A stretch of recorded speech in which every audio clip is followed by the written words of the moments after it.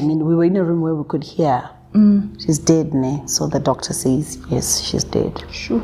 My heart literally just sank in that moment, and I'm thinking, I'm holding my baby here. This woman is probably gonna go home without her child. I cannot even begin to imagine how she might be feeling.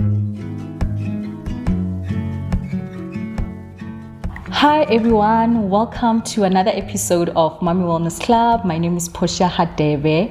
If you're new to the channel, thank you for tuning in. Please remember to click the subscribe button.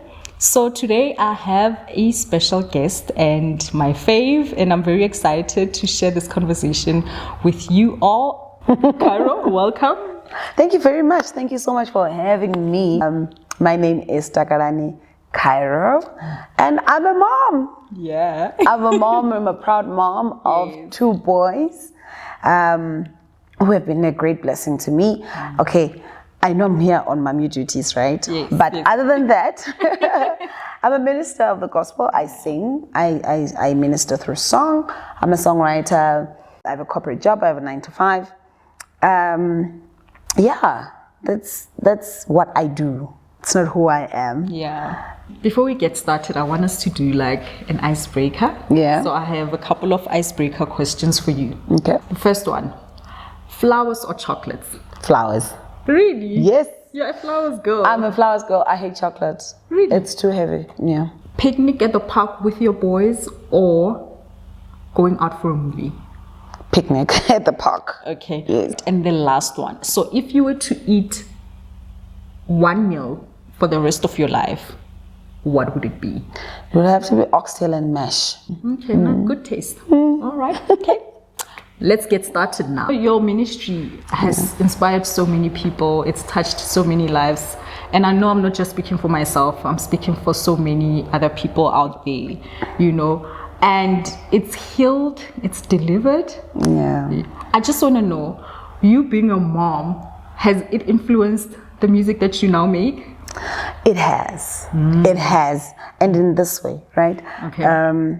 Being a mom has opened me to a part of me that I didn't know, of course. I didn't know before I became a mom. I didn't know that I could literally love so much. Yeah. I could love selflessly like I do now. And that started when I became a mom. When this person, you know, when God actually just blessed me with the blessing of giving birth and bringing to life something that never existed before. Yeah. You know, that you then see in the music, in how we write and we birth songs that have never been seen before. Yeah. Right? So it opened up a world of new possibility. But when you give birth to a child and they cry their first cry, and this is a living being, a breathing thing that is going to overtake the world and all of that, what a miracle. It is. And I like that analogy of you saying you likening birthing a child with birthing a soul. You grew up in a family of girls, right? And now you're raising boys. I'm sure that's different. My question is, how are you coping? How are you doing it? Look, boys are very interesting. I think I'm learning every day, and you know, I'm learning every day. I make mistakes as a mom, but over the years, I've learned to extend myself the grace. Yeah, that's important. Yeah, to be very graceful. I am very soft on myself, you know, to say, being kind to yourself. Be kind to yourself. I will not always get it right. The least I can do is to show them love. Kids can sense when they're loved. And I see them, they look like happy boys. In terms of you raising them in the Christian faith, how important is that for you? I think it's critical. I grew up as a pastor's kid, so that's how I was raised, you know. And I'm really, really putting my all into making sure that they know about Jesus. They know about the Holy Spirit, even from this tender age, right? So it's actually one of the most important things, because the Bible says that teach a child when they're still young, and they will never depart. Teach them the ways of the Lord, and they will never depart from it. Yeah. They might go on the side here and there. They might lose their way here and there, but okusalayo bazobuya. Yeah. That is that is really what I know, and I've seen it happen many times. You know, even with my own life, there was a time where, you know, I got confused with things. You know, there's a lot of, and we are living in the information age. Information is available everywhere you turn. But because of how my parents raised me and the foundation they laid of the Christian faith, I think I don't know no other way. I know not any other God. You know, I know about them, I've heard about them, but experientially, I know this Jesus that even today I still teach my kids. So we've got our own little routines, and that, you know, that help me to pound the gospel into them from a young age. So literally, you know, there are days when I come back from work and I'm so tired, I just want to nap and I just want to fall asleep, you know. And they will come and say, "Mommy, we didn't pray." Is it? So they already know. They already know. You've already laid the foundation. Yes. You know, for me, those are the best moments, because I'm like, okay, I'm doing something right. I know you speak a lot on gratitude. Yeah. And creating with your words, positive words. Why is it so important for you and for your kids to know that from such a young age? My parents actually, you know, they used to say, "Gachivenda ne, mutu udufura thumbu yawe ngazvino muromo wawe wabhura." Yo, okay. I was gonna repeat that, but I'll let her translate. So it basically means you create your reality by the words that you speak. Okay. Right? In prayer, we're not only teaching them the principle of praying, but also the principle of gratitude, of being aware of the fact that some things are not obvious. It's a blessing. Yeah. Even the little things, the fact that you are healthy. And you're not sleeping in a hospital right now. That is a blessing, and you need to say, "Thank you, Jesus." When you were talking about gratitude, even like simple things like being in good health, right? You once shared such a powerful testimony on your social media, and you were talking about how one night your son wasn't feeling well, and you became part of an amazing miracle that took place. Do you want to share with us about that? Yeah. On that day, I remember we just went to bed. A normal evening. Yeah. Go to bed, and my son he woke up. I think he had overslept during the day. So he wakes up in the middle of the night around 3 a.m. if I remember correctly, and he says to me, "Mommy, my heart is painful." I'm like, "What do you mean your heart is painful?" He's 3. What do you know about your heart being painful? It's not the 6-year-old. Not even the 6-year-old. Okay. It's the 3-year-old. Mommy, my heart is painful. And I'm thinking, okay, you know what? Are you sure? Because he doesn't like food. So we always fight about food. And I know when he wakes up in the middle of the night, he's hungry. He's hungry. I'm like, "Do you want to eat?" He's like, "Yes." And I'm like, okay. I go downstairs, I make him with pigs. Let's eat with pigs. So he eats with pigs. After that, he says, "Yeah, now I'm feeling better." Okay, fine, let's sleep. It's the middle of the night. I'm going to work in the morning, you know. I don't want to stay up. I mean, I think sleep kind of finished. So it's just my heart is painful. I'm like, "What do you mean your heart is painful?" This is for the second time now, him waking up. Yes. Okay. "My heart is painful." Okay, cool. "Do you want water?" "Yeah, I want water." Okay, cool. Get him water. Drinks water. Okay, I feel better. Cool.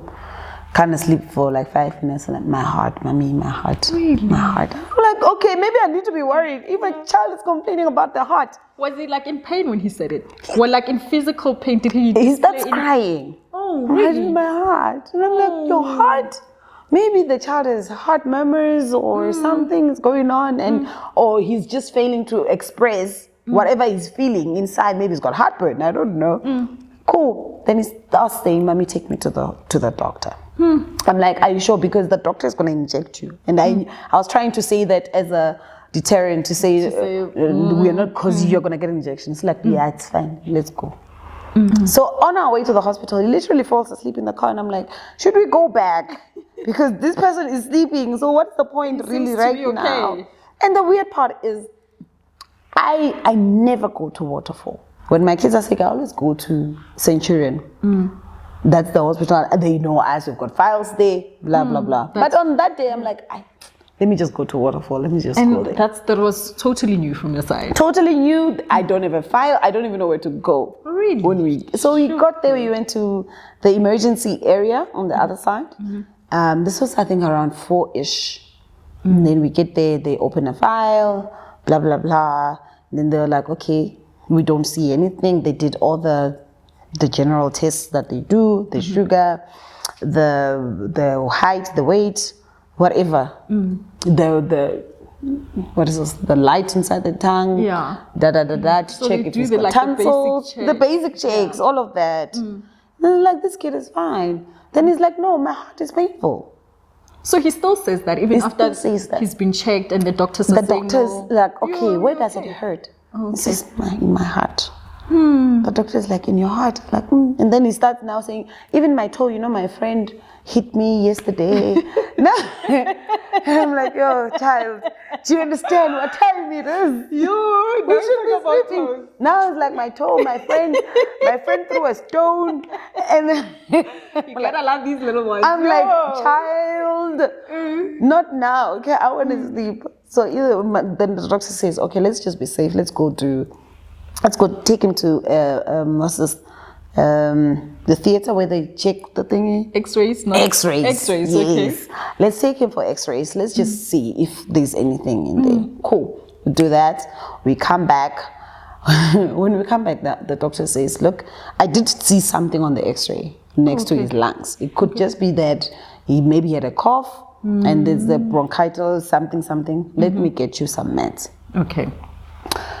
Okay, cool. Now we are waiting for the script, right, to get the meds.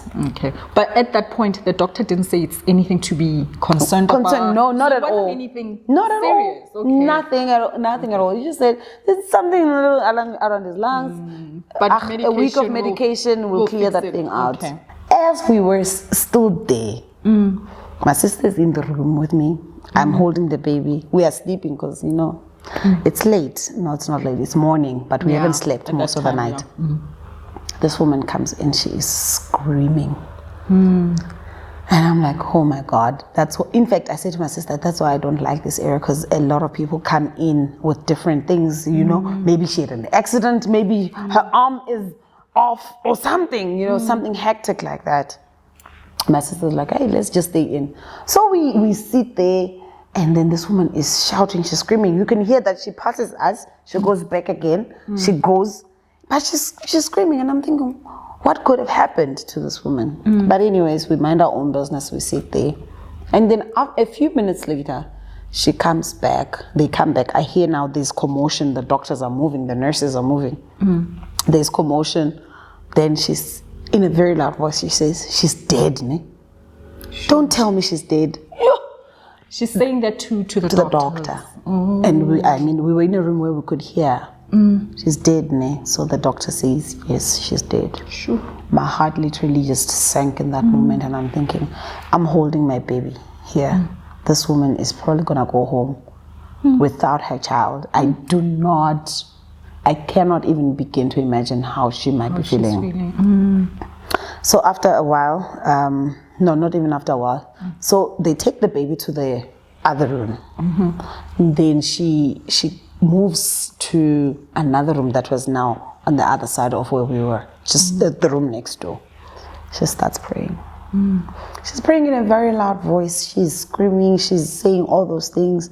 She's saying, Lord, remember me. I'm your servant. It's your servant. You remember how I've served you faithfully. Remember, oh goodness. And then that just broke my heart. And then I decided, you know what? Why am I here? Why am I why am I here? And I'm like, let me join this woman in prayer. So I start praying there, and I'm like, I don't even know what I'm praying for right now. Am I praying that the child comes back to life? Am I praying that this woman finds comfort? What am I even praying for? Yeah. What do I say to God? I'm like, Lord, what do I say? is this child supposed to come back to life? Then I'm like, okay. In instances like that, the Bible does tell us that the Holy Spirit is there to help us to pray with moanings and groanings that cannot be understood. Exactly the time to pray in the Spirit. So I start praying in tongues, and you know, she went on for about an hour. So she was in that room and you were in another room. So you joined in on the prayer while you were in separate rooms. Okay. In separate rooms. Then as I'm praying now, my sister, I think she felt bad. She also started, you know, here and there. I could hear the whispers of prayer. So then after a while, she goes back. We can hear that now she's moved from the room. She's going that side. And then I hear, okay. No, in fact, before that, I hear the nurses outside the room where we were. They're calling what's this? ICU.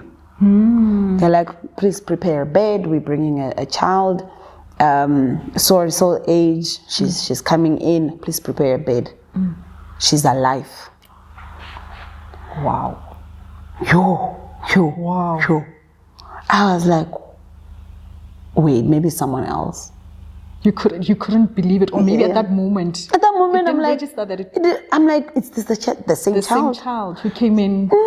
So then this woman comes out, and then I can hear her talking to the doctor. The doctor says, yeah, the child is alive. We're looking for a room for her. Sure. A ICU. That woman bursts out. She cries. She's like, oh my God, I know you. I know you. You are faithful. You never forget your servants. She goes back to the room. She continues now to pray. They said the child is. She continues to pray again. She's praising God. She's celebrating, and I'm like so stunned. I'm like, oh my God. You know. And then that was that. And then we left. Yes, we left. When we left the hospital, she was still in there praying. Wow. She was still in there. I was like, this woman. So it had been hours. Yeah, it had been hours. I think the whole thing, probably 2.5 hours of us now waiting. Tina, we are waiting for the script, Pele. Then the doctor comes in. She's apologizing about the fact that we had to wait for so long. She's like, I'm so sorry. I'm sure you heard the commotion. We're dealing with the baby. I'm like, doctor, tell me, was that baby dead? Then she's like, the baby came in cold and blue. That child came in cold and blue. I'm like, oh. So where is she now? She's like, no, we're taking you to ICU. She's alive. Wow. That's a very powerful testimony. Yeah. And I was like to the doctor, do you realize that this person was dead? Like, she's like, it's a miracle, I know. Even the doctor said that. The doctor was like, it's a miracle. It's a miracle. She came in dead. I was like, yeah. Sure. I'm sure that moment it did something in you. It Absolutely. Changed or moved something in you. It changed. I cried the whole day that day. How many people have that kind of faith to pray for life? I don't know if it was me. And I'm getting goosebumps. What would I have done? Would I have, your child? With my child? Would I have believed God for that kind of a miracle? Or would I have just accepted? The baby is gone? You know? And God was just saying to me, I can still do these miracles. Yeah. I mean, I didn't have to be in that hospital. And everything, from how you've just narrated the occurrence of that incident prior to what you just witnessed, everything was out of the ordinary. Out of the ordinary. So I truly, truly believe that I had to be there. Yeah. I had to experience, I had to see it with my own eyes. You know, it's different when you read about something. It's different when you hear about something to when you actually experience it, when you see it. And there's no arguing with it. You know, I couldn't argue with it. It was a fact right there. And I even said to my sister, do you realize that we just witnessed a miracle? She's like, yo, sissy, I'm still shocked. I don't even know what to say. not only was it maybe for God to tell you that, listen, I still perform these miracles, you know, but maybe you also were part of that miracle. You partook. You were sent to go and intercede with her. Yeah. When I shared the testimony, a lot of people were saying the same thing, that you had to be there to be a part of it, to pray with her. We're not sure if things would have panned out the way they did if you had not, you know, engaged and joined her in faith. You know, the Bible does say that one can chase 1,000, but two can chase 10,000. I don't know what kind of math the Bible has, but it's the math in the Bible. It's the math in the Bible. You know, so there's power in when people are in agreement. There's power when people are many. You know, we can never get rid or devoid corporate prayer for the power it holds. Where 2 or 3 are gathered. Where 2 or 3 are gathered, you know. I do believe that I had to be there and to join this woman in faith, because not only was it a miracle for her, it was a miracle for me. It's been actually, when I shared that testimony, it flew all over the world. I saw. All over the world. We had people in the US sharing it. I don't know how many interviews, interview proposals came forward from like all over the Nigeria, in the US, we were like in the UK. They were like, no, we need to. And I'm like, God, actually, I didn't get the go ahead from God to do it. So, wait, can I ask you something? Yeah. Are you sharing about it for the first time here publicly? Absolutely. This is the first time. Are you serious? Wow. Yeah. I had to, at the time, I prayed about it and asked God, is this something that you want me to run with? And to go to the world and talk about it? And God said no. So I didn't. Can I ask you, this is just a separate, but does it feel right sharing it here? Yes, it does. It does. It actually does feel right, especially because of this platform. It's about mommy and mothering and mommy wellness. So it's very relevant to share it on this platform and, you know, to encourage other mothers out there that, you know, the God that we serve, He still works miracles. He's the same yesterday, today, and forever. Absolutely. The woman, that lady, she found me. So I reached out to her. I'm like, hey, ma'am, my name is Chairo, and I believe you saw the testimony. She's like, oh, hey, Chairo, it's an honor to talk to you. But I was touched by the testimony. I'm like, I'd really, really love to meet you. I'd really love the opportunity, the honor to meet this woman that has literally changed my life. And many others. And many other people's lives. Yeah. So many. I mean, that thing was posted for my what million times. Sure. On Twitter and retweeted and whatnot. Globally also.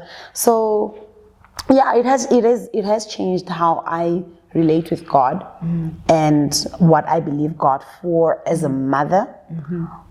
I now believe God is so concerned about us, that He wants to be a part of our lives, our everyday lives, and not just the big things only, the small things, the smallest things, you know, and also just learning that not only does He do the supernatural, but He wants to provide for our daily needs. And I teach my kids that. In terms of your album, yes, okay.